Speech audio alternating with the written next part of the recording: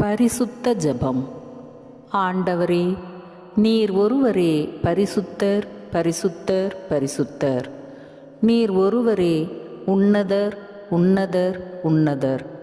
நீர் ஒருவரே தூயவர், தூயவர், தூயவர். நீர் ஒருவரே வல்லவர், வல்லவர், வல்லவர். நீர் ஒருவரே நல்லவர், நல்லவர், நல்லவர். நீர் ஒருவரே நீதிமான், நீதிமான், நீதிமான். நீர் ஒருவரே மருத்துவர், மருத்துவர், மருத்துவர். நீர் ஒருவரே ஆண்டவர், ஆண்டவர், ஆண்டவர்.